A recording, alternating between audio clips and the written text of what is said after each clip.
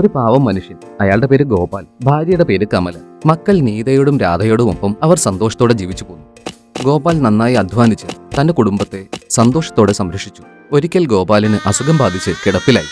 ഒരുപാട് ചികിത്സയെല്ലാം നോക്കിയെങ്കിലും അദ്ദേഹത്തിന് എഴുന്നേൽക്കാൻ കഴിഞ്ഞില്ല. ഇത് കണ്ട ഇയാളുടെ ഭാര്യ കമലയും അതോടെ ബോധരഹിതയായി വീണു. അവരും കിടപ്പിലായി. ദൈവമേ, ഞങ്ങൾ എന്ത് തെറ്റാ ചെയ്തതെന്നൊന്നും പറഞ്ഞു തരാമോ? എന്തിനാ ഞങ്ങൾ ഇങ്ങനെ ശിക്ഷിക്കുന്നത്? ആദ്യം അച്ഛനാ പോയത്, ഇപ്പൊ അമ്മയ്ക്കാണെങ്കിൽ ഒട്ടും വയ്യ. നീത ഇങ്ങനെ ആലോചിച്ചുകൊണ്ടിരിക്കുമ്പോൾ രാധ വിശപ്പ് സഹിച്ച് കരഞ്ഞുകൊണ്ടിരിക്കുകയായിരുന്നു. പാത്രത്തിൽ അല്പം പാല് ബാക്കിയുണ്ടായിരുന്നു. നീത രാധയ്ക്കായി ആ പാൽ കൊടുത്തു. എന്നിട്ട് പറഞ്ഞു, ദൈവമേ, ഇപ്പൊ ഈ വീട്ടിൽ കഴിക്കാൻ ഒന്നും തന്നെ ഇല്ലല്ലോ. ഇവർക്ക് കഴിക്കാൻ കൊടുക്കാൻ ഞാൻ ഇനി എന്ത് ചെയ്യും? ഇങ്ങനെ പറഞ്ഞുകൊണ്ട് നീത വല്ലാതെ കരയാൻ ആരംഭിച്ചു. ആ ദിവസം അങ്ങനെ തീർന്നു. നീത അവളുടെ അമ്മയെ എഴുന്നേൽപ്പിക്കാൻ നോക്കിയെങ്കിലും അവളുടെ അമ്മ എഴുന്നേറ്റതേയില്ല. ഇത് കണ്ടതും, അമ്മേ, ഞങ്ങളെ രണ്ടുപേരെയും അനാഥരാക്കിയിട്ട് അമ്മ ഞങ്ങളെ വിട്ടു പോയല്ലേ. ഞങ്ങൾ ഇനി എങ്ങനെ ജീവിക്കുക? അമ്മയില്ലാതെ ഞങ്ങൾക്ക് ഇനി എങ്ങനെ ജീവിക്കാൻ പറ്റുക? ഞങ്ങളിപ്പോ അനാഥരായില്ലേ. ഈ ശബ്ദം കേട്ടതും അയൽക്കാരെല്ലാം അങ്ങോട്ടെത്താൻ തുടങ്ങി. കമല ഈ ജീവിതം വിട്ടു പോയി എന്ന് അവർക്ക് മനസ്സിലായി. ഇത് മനസ്സിലായതും അവർ തങ്ങളിൽ എന്തോ സംസാരിക്കാൻ തുടങ്ങി. അയ്യോ ദൈവമേ, ഇതെന്തൊരു വിധിയാണ്. ഇനി ഈ 2 കുട്ടികളെ എങ്ങനെ ജീവിക്കുക? മേഘ വലിയ കുട്ടിയായി, രാധയാണെങ്കിൽ ചെറിയ കുട്ടിയല്ലേ. അവളുടെ കാര്യം ഓർക്കുമ്പോഴാ. നമുക്ക് ഇതിലിപ്പോ എന്ത് ചെയ്യാൻ പറ്റും? എന്തായാലും ഒരു ദിവസം ഈ ഭൂമിയിൽ നിന്ന് പോയല്ലേ പറ്റൂ. ഇവരുടെ വിധിയില് അച്ഛന്റെ അമ്മയുടെയും കൂടെ ജീവിക്കാനുള്ള യോഗം ഇല്ലെന്ന് കരുതിയാ മതി. കുറച്ച് ദിവസത്തേക്ക് അയൽക്കാർ ഭക്ഷണം അവർക്ക് കൊടുത്തു. എന്നിട്ട് പറഞ്ഞു, എന്തെങ്കിലും ജോലി ചെയ്ത് ജീവിക്കാം. നീത കുഞ്ഞു രാധയെയും കയ്യിലെടുത്ത് തെരുവിലെ ഓരോ കടയിലും ചെന്ന് ജോലി അന്വേഷിക്കാൻ തുടങ്ങി. പക്ഷേ ആരും അവൾക്ക് ജോലി കൊടുക്കാൻ തയ്യാറായില്ല. പക്ഷെ അവൾ തളർന്നില്ല. അവൾ എന്നിട്ടും ജോലിക്കായി തുടർന്ന് അന്വേഷിച്ചുകൊണ്ടേയിരുന്നു. പക്ഷെ കുറച്ചു കഴിഞ്ഞപ്പോൾ രാധ കരയാൻ തുടങ്ങി. നീത ഒരു ചായക്കടയിലേക്ക് ചെന്നു. ചേട്ടാ, കുറച്ച് പാല് തരാമോ ഇവക്ക് വേണ്ടി? എന്റെ അനിയത്തി വിശന്ന് കരഞ്ഞുകൊണ്ടിരിക്കുക. പാൽ എത്ര രൂപയ്ക്കാ വേണ്ടത്? ചേട്ടാ, എന്റെ അടുത്ത് പണമൊന്നുമില്ല. അതിന് പകരമായിട്ട് ഞാൻ നിങ്ങൾക്ക് ഇവിടുത്തെ പാത്രമൊക്കെ കഴുകി തരാം. ഒരു ചില്ലി കാശ് പോലും ഇല്ലാതെ പാലിന് വന്നിരിക്കുന്നു. ഇനിയിപ്പോ ഞാൻ എന്താ ചെയ്യാ? ഇവിടെയാണെങ്കിൽ പണിക്കൊരാളെ വേണം, ഇവൾക്കാണെങ്കിൽ ഒരു പണിയും വേണം. എന്തായാലും ഇവളെ തന്നെ പണിക്ക് വെക്കാം. ഇവൾക്കാണെങ്കിൽ 3 നേരം ഭക്ഷണം കൊടുത്താൽ മതിയാകും. ശമ്പളം കൊടുക്കേണ്ട ആവശ്യമില്ല. കടക്കാരൻ നീതയ്ക്ക് ഒരു ഗ്ലാസ് പാൽ നൽകി. അവൾ അത് രാധയ്ക്ക് കുടിക്കാൻ കൊടുത്തു. രാധയെ ഒരിടത്തിരുത്തി അവൾ അവിടെ ജോലി ചെയ്യാൻ തുടങ്ങി. പക്ഷെ അല്പം കഴിഞ്ഞതും രാധ പിന്നെയും കരയാൻ തുടങ്ങി. നീത ഇടയ്ക്കിടയ്ക്ക് ജോലി നിർത്തി തന്റെ അനിയത്തിയുടെ അടുത്തേക്ക് ചെല്ലാൻ തുടങ്ങി. ഇത് കണ്ടതും, നിന്റെ കഷ്ടപ്പാട് കണ്ട് ഞാൻ നിനക്കൊരു ജോലി തന്നപ്പോ നീ ഇടയ്ക്കിടയ്ക്ക് ജോലി ഇട്ടിട്ട് അനിയത്തിയുടെ അടുത്ത് പോവാണല്ലേ. ഇങ്ങനെയാണെങ്കിൽ നിനക്കിവിടെ ജോലി ചെയ്യാൻ പറ്റില്ല. നാളെ തൊട്ട് നീ ജോലിക്ക് വരണ്ട, മനസ്സിലായോ? ചേട്ടാ, ജോലി നിന്നെ പിരിച്ചു വിടരുത്. എനിക്ക് ജോലി വളരെ അത്യാവശ്യമാണ്. കടക്കാരൻ പക്ഷേ നീത പറഞ്ഞൊന്നും കേട്ടതേയില്ല. അവളെ ജോലിയിൽ നിന്ന് പറഞ്ഞു വിട്ടു.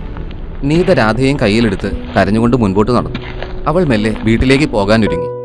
അവൾ അപ്പോഴാണ് റോഡിലൊരു കിളി വയ്യാതെ വീണ് കിടക്കുന്നത് കണ്ടത്.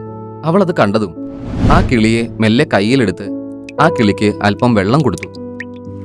അല്പനേരം കഴിഞ്ഞപ്പോൾ കിളി ഉഷാറായി. ആ കിളി പറഞ്ഞു, എന്നെ നീ രക്ഷിച്ചു, അതിന് ഒരുപാട് നന്ദിയുണ്ട്. നിനക്ക് ദൈവം നല്ലത് വരുത്തട്ടെ. കിളി മനുഷ്യരെ പോലെ സംസാരിച്ചു. നീ മനുഷ്യരെ പോലെയാണല്ലോ സംസാരിക്കുന്നത്.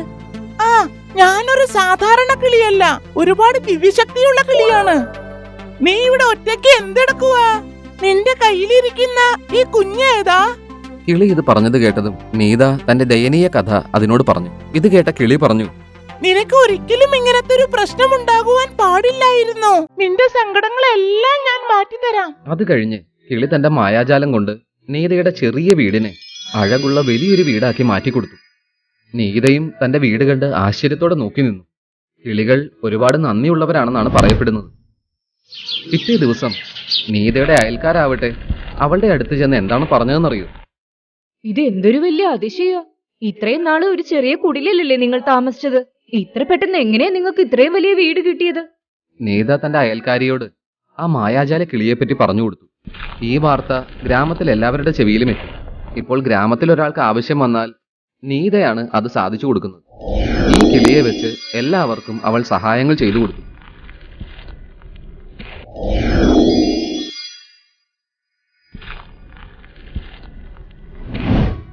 വർഷങ്ങൾ അങ്ങനെ കടന്നുപോയി. രാധയും ഒരു വലിയ പെൺകുട്ടിയായി മാറി. രാധ പക്ഷേ നീതയെപ്പോലെ ഒരു നന്മയുള്ള കുട്ടിയായിരുന്നില്ല. രാധ വളരെ അത്യാഗ്രഹിയായ ഒരു പെണ്ണായിരുന്നു. ഒരുപാട് അഹങ്കാരവും. രാധ, ഞാൻ ഒരുപാട് നാളായി നിന്നെ ശ്രദ്ധിക്കുന്നു. നീ ഒരുപാട് പണം വെറുതെ ചെലവാക്കി കളയുന്നു. നമ്മൾ ഒരിക്കലും ആർഭാട ജീവിതം നയിക്കരുത്. നമ്മുടെ പണ്ടത്തെ ദാരിദ്ര്യാവസ്ഥ നീ മറക്കരുത് മോളെ. രാധയ്ക്ക് പക്ഷെ ഇത് കേട്ടപ്പോൾ നല്ല ദേഷ്യം വന്നു. ചേച്ചി, എപ്പോ നോക്കിയാലും ചേച്ചി എന്നെ വഴക്ക് പറഞ്ഞുകൊണ്ടിരിക്കുവാണല്ലോ. നമ്മളിപ്പോ ഈ കിളി കാരണം വലിയ പണക്കാരായില്ലേ, പിന്നെന്താ ചേച്ചിക്ക്? രാധ പക്ഷെ ഇങ്ങനെ പറയുന്നത് കേട്ടതും നീത കരയാൻ ആരംഭിച്ചു. നീത കരയുന്നത് കണ്ടിട്ടും രാധ അവളെ ആശ്വസിപ്പിക്കാൻ തുനിഞ്ഞില്ല. അവൾ അവളുടെ സുഹൃത്തുക്കളുടെ കൂടെ പാർട്ടിക്കായി പോവാനൊരുങ്ങി.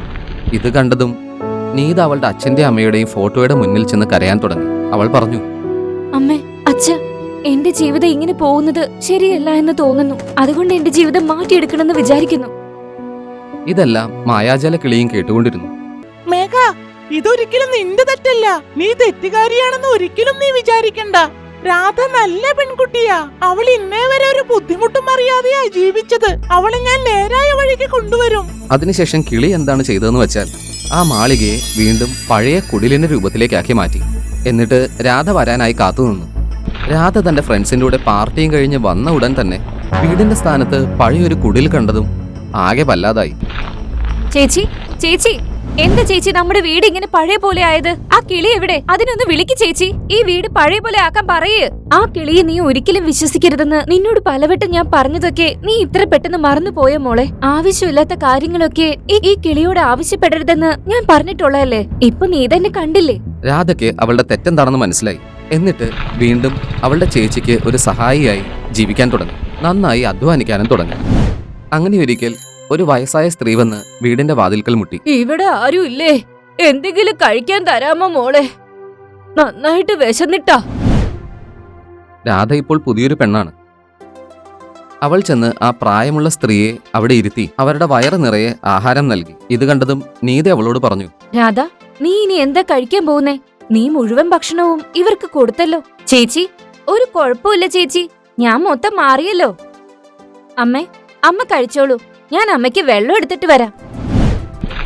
വെള്ളവും എടുത്തുകൊണ്ട് രാധ ആ വയസ്സായ സ്ത്രീയുടെ അടുത്തേക്ക് ചെന്നപ്പോൾ അവിടെ അവൾ പുറത്ത് മായാജാല കിളിയാണ് കണ്ടത്. അയ്യോ, ആ വയസ്സായ അമ്മ എവിടെ പോയി? ഈ മായക്കിളി പിന്നെ തിരിച്ചു വന്നോ? നീ എന്നോട് ക്ഷമിക്കണം. ഞാൻ നിന്നെ ഒരുപാട് തെറ്റിദ്ധരിച്ചു. ഞാൻ പണത്തിന്റെ മൂല്യം അറിഞ്ഞിരുന്നില്ല. ആ സമയത്ത് മായാജാല കിളി അവളോട് പറഞ്ഞു, ഞാനായിരുന്നു ആ വയസ്സായ മുത്തശ്ശി. നീ ശരിക്കും മാറിയോന്ന് നോക്കാൻ വന്നതാ. അതുകൊണ്ടാ ഞാൻ നിന്നെ ടെസ്റ്റ് ചെയ്തത്. ഞാൻ നിന്നെ നല്ല വഴിക്ക് കൊണ്ടുവരാൻ വേണ്ടിട്ടാ ചെയ്തത്. നീ നല്ലവളായി മാറിയിരിക്കുന്നു. അതിനുശേഷം മായാജാല കിളി തന്റെ മായാജാലം കൊണ്ട് വീണ്ടും പഴയ വലിയ ബംഗ്ലാവാക്കി മാറ്റി. അതിനുശേഷം നീതയും രാധയും മായാജാല കിളിയും വളരെ സന്തോഷത്തോടുകൂടി അവിടെ ജീവിച്ചു പോന്നു.